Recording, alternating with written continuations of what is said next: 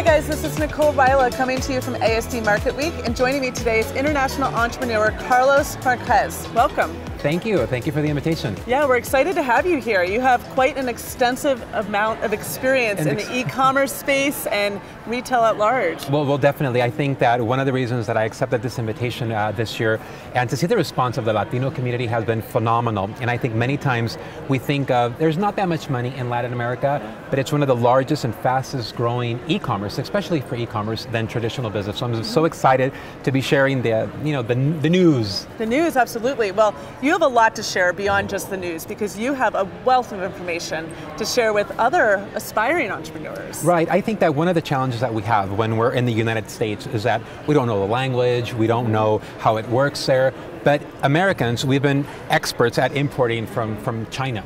And if you can do business with China, which is a communist country, you can definitely do business in Mexico. Unfortunately, there's not enough information circulating. And I think one of the first things that I want to share with everybody is to learn what platforms exist for e-commerce. Today, it's not only Amazon. Well, Amazon is in Mexico, but we have Trendier, trendier.com.mx.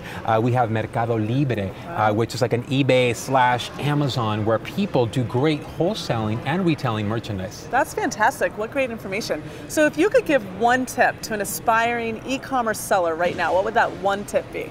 You have to know who you're selling to. We make that mistake of wanting to sell what we want to sell as opposed to what the consumer wants to buy. Thank God that people don't all think like I do, because I would probably dress the world horribly like I'm dressed. But I think that's the mistake that we make. We have to get very in tune to the market that we want to sell to, and I thank God for Instagram and hashtags, because whatever you want to sell, especially when it's fashion or fashion related, you can do research so easily by looking at a hashtag on Instagram and seeing what's popular in Mexico, in Colombia, in Peru, in El Salvador. Those tools we did not have a few years ago, and they cost a fortune. They don't do no more. Right, absolutely. Those are free. That's exactly right. And so when it comes to inventory, I know that's a critical part of selling success. So what can you tell us about the inventory that you source for your businesses? Well, definitely. I have an office in China, and I have an office here in LA, and I have an office in Mexico. And what I've mastered is the import and export process. So what I tell people when they want to get started, contract, we call it in Mexico, un agente aduanal, a logistics manager. Because many times our businesses are set up in the US and they're not set up in that country. So we have to go through this whole process. When you hire the services of a logistics manager or agente aduanal, he becomes your kind of buyer's agent, your seller there, so you're able to function under his umbrella. And that's a good way to get started, to get your feet wet. And there are warehouses that do fulfillment in Mexico, so it's not necessary for you to send a container load. You can start little by little. That's a great tip, thank you. And margin. I know for any successful seller, margin's an important conversation to consider. Right. I love Mexico and I love Latin America, because we're in a country, the US, where everything is so competitive. We're not only competing against US-based buyers, but we're also competing against Wish, people that are selling on Amazon directly from China. So where do we go? Well, Mexico, Latin America, we're able to triple the amount of money that we make.